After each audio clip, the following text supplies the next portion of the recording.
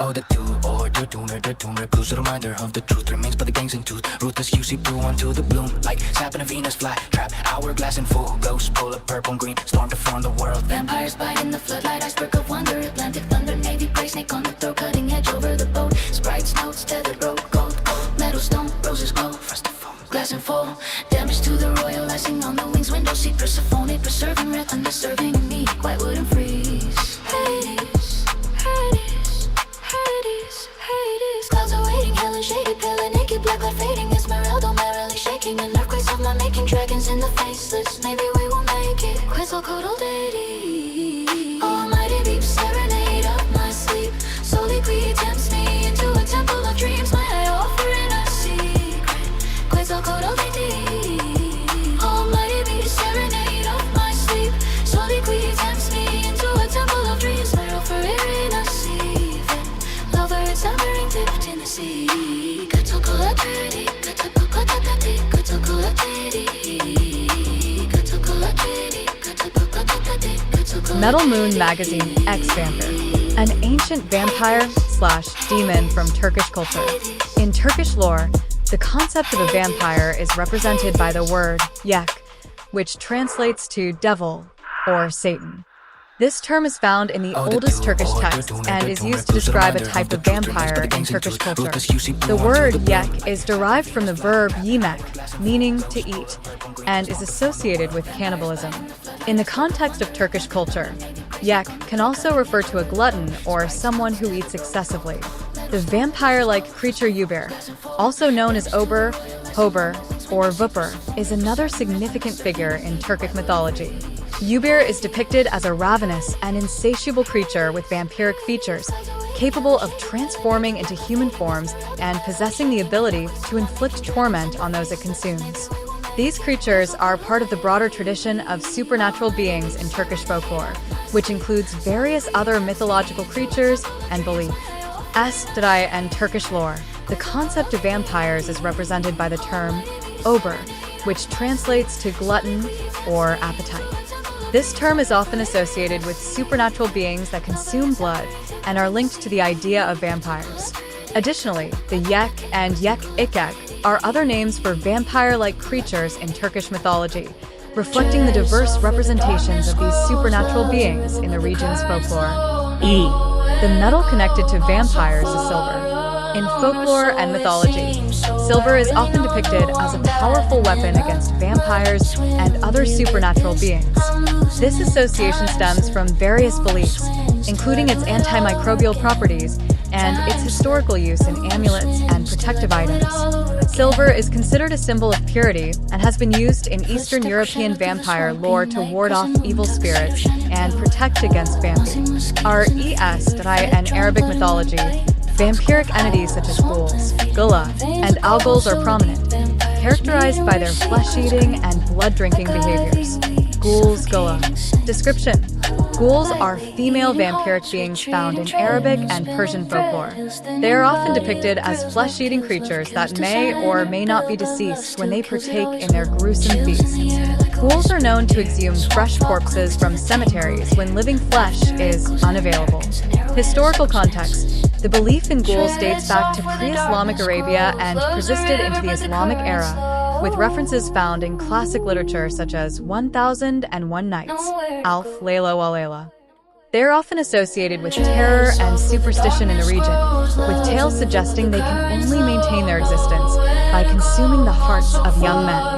Algols. Description: the algol is another vampiric entity in Arabic folklore, often referred to as a blood-sucking jinni. This creature is known for its ability to take on human form, allowing it to deceive and prey on unsuspecting victims, particularly children.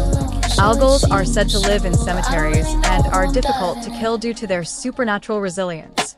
Characteristics: algols are often described as immortal and can survive on minimal sustenance, such as a few grains of rice daily. They are notorious for their cunning and ferocity, making them formidable adversaries in folklore. Cultural significance: Both ghouls and algos reflect the deep-rooted fears and superstitions surrounding death and the afterlife in Arabic culture. These entities serve as cautionary tales, warning against the dangers of straying too far from societal norms and the consequences of moral transgression. Their presence in folklore highlights the intersection of fear, morality, and the supernatural in Arabic storytelling traditions. In summary, Arabic mythology features unique vampiric figures like ghouls and algos, each with distinct characteristics and cultural significance, contributing to the rich tapestry of folklore in the region. Ghouls, ghulas, in Arabic and Persian folklore, are female vampiric beings similar to Lamia. Their existence is documented since time immemorial in the Middle East, notably in the 1001 Nights of Al-Layla. They are described as flesh-eating and blood-drinking creatures, akin to werewolves, and may or may not be deceased after taking a gruesome feast. When living flesh is unavailable, ghouls exhume fresh corpses in cemeteries. The belief in ghouls was widespread in pre-Islamic Arabia and persisted into the Islamic era, with accounts dating back to the reign of Harun al-Rashid in the 8th century. These entities are a subject of terror and superstition in the region. Some tales suggest that they can only maintain their dreadful existence by consuming the hearts of young men, an indication of the long-standing presence of vampiric lore in Arabian traditions. Video games are made from a variety of materials, including plastics, commonly used for the chassis and accessories, providing durability and ease of manufacturing. Aluminum and steel, used for structural rigidity and heat dissipation in consoles. Glass, often used to protect screens and handheld devices. Wood, used in some game boards for a traditional feel. Metal, sometimes used in controllers for added weight and feel. These materials contribute to the overall design and functionality of video games, ensuring they are both functional and visual. Why appealing? Horseshoes symbolize good luck, protection, and resilience, serving as powerful spiritual talismans across various cultures. Symbol of good luck. Horseshoes are widely recognized as symbols of good luck. Traditionally, they are hung above doorways to attract positive energy and ward off misfortune. The U-shape of the horseshoe is believed to trap good fortune, preventing it from slipping away. Many cultures suggest hanging the horseshoe with the open end facing upward to catch luck, while others believe it should face downward to let blessings flow freely into the home. Protection against evil. Historically, horseshoes were thought to protect against evil spirits and negative energies. The iron material of the horseshoe is believed to have protective properties, making it effective in warding off malevolent forces. This practice has roots in ancient folklore, where the combination of iron and the crescent shape of the horseshoe was thought to repel witches and harmful entities. Strength and resilience. The horseshoe also represents strength and resilience. Its forging process symbolizes personal growth and the ability to overcome challenges. Just as a horse endures difficult terrains, the horseshoe encourages individuals to maintain stability and strength in the face of adversity. Cultural significance. Across different cultures, horseshoes carry significant historical and spiritual meaning. They are often associated with folklore and traditions that emphasize their role as protective charms. The 7 holes in a horseshoe are considered lucky in many cultures, symbolizing completeness and perfection. Incorporating horseshoes in spiritual practices. Many people incorporate horseshoes into their spiritual practices, using them in rituals, meditation, or as decorative items in their homes. This can enhance personal intention setting and spiritual connection, inviting good fortune and protection into their lives. In summary, horseshoes are powerful symbols that embody good luck, protection, and resilience, making them cherished items in various spiritual and cultural contexts. Whether hung above a door or worn as jewelry, they serve as reminders of strength and the potential for positive energy in our lives. Beating on veins of gold so deep, vampires meeting with secrets creep like ivy weeds, suffocating saints. Lightly eating hearts, retreating treadmills spinning, thread hills thinning, body of thrills. Love kills, designer build, but love still kills. It always will. Chills in the air like a whispered dare. Swamp fog clings to the tangled hair. Laughter echoes in arrogance, an arrowhead of circumstances. Tread soft where the darkness grows. Love's a river but the current's slow. Nowhere to go, gone so far alone, or so it seems. So I don't really know. Although I'm diving in a muddy swim, do you get this? I'm losing it. Time slip, no swims. till I do it all over again.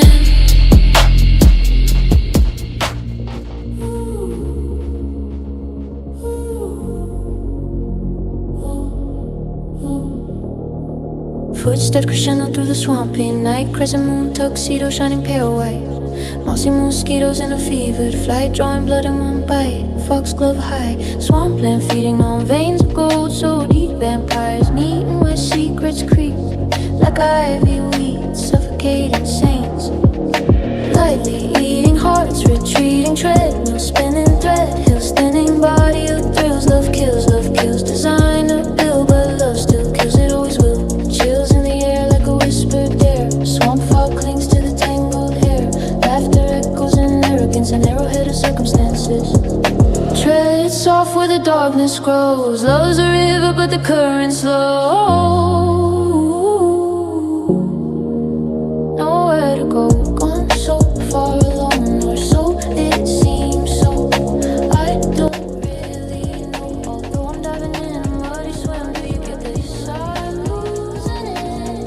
Tired of slipping loose winds till I do it all over again.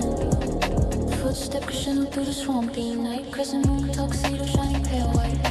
Mossy mosquitoes in a fevered flight, drawing blood in one bite. Foxglove high, swampland feeding on veins of gold. So deep, vampires meeting where secrets creep like ivy leaves, suffocating saints. Lightly eating hearts, retreating treadmill, spinning thread, hills thinning body of thrills. Love kills, designer bill, but love still kills, it always will. Chills in the air like a whispered dare. Swamp fog clings to the tangled hair. Laughter echoes in arrogance, an arrowhead of circumstances. Tread soft where the darkness grows. Love's a river, but the current's slow. Nowhere to go, gone so far alone, so it seems. So I don't really know, though I'm diving in a muddy swim. Do you get this? I'm losing it. Time slip, loose winds till I do it all over again. Strangers feel real, wounds won't heal. Crucial meal, fangs seal the wheel, bleeding heart steel. Footsteps crescendo through the swampy night. Crescent moon tuxedo shining pale white. Mossy mosquitoes in a fevered flight, drawing blood in one bite. Foxglove high, swampland feeding on veins of gold. So deep, vampires meeting where secrets creep like ivy leaves, suffocating saints. Lightly beating hearts, retreating treadmill, spinning thread, hills thinning body of thrills. Love kills, design. Hit the hoop, a death tooth. Refuse, reminder of the truth. Remains by the gangs and tooth. Ruthless you, sip going to the blue. Like zapping the Venus fly trap, hourglass and food. Ghost pool, a purple and green storm to form a world. Vampires bite in the floodlight. Iceberg of wonder, Atlantic thunder. Navy gray snake. Snake on the throat, cutting edge over the boat. Sprite snows, tether rope, metal, storm, roses, frosted foam, glass and foam. Gliders through the royal icing on the wings. Windows deep, preserve, only preserving reef. Undeserving enemy, white wooden freeze. Clouds are waiting in shaded, pale and naked. Black light fading, this red elder merely shaking. In earthquakes of my making, dragons in the vases. Maybe we will make it.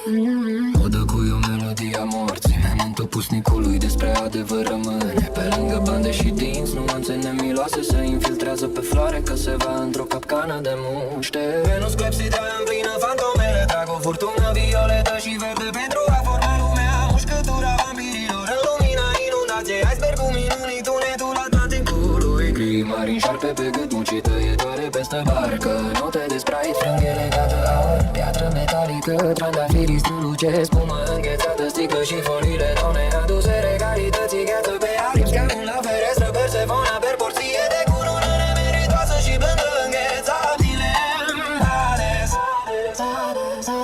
Norii așteaptă grindină și umbre palidă, goală lumină neagră se estompează, esmerelda doar tremură. În cutremurele mele fac întregul în cele fără ci poate că vom reuși, pe țarul de ție.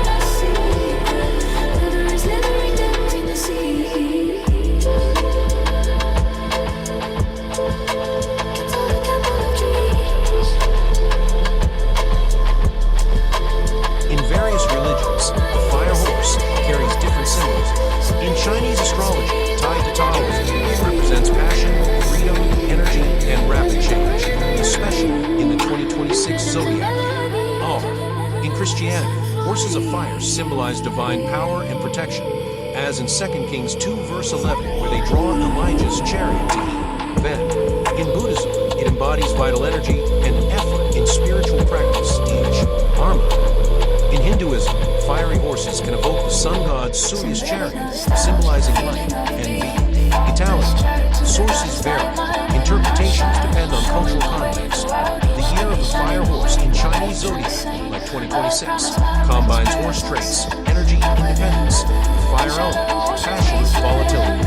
Traditionally, it's seen as a time of dynamic luck, opportunities in career and travel, but risks of impulsiveness leading to setbacks. Some cultures view it as unlucky for births, especially girls, tied to superstition, but modern views emphasize personal agency over fate. Focus on balance for positive outcomes.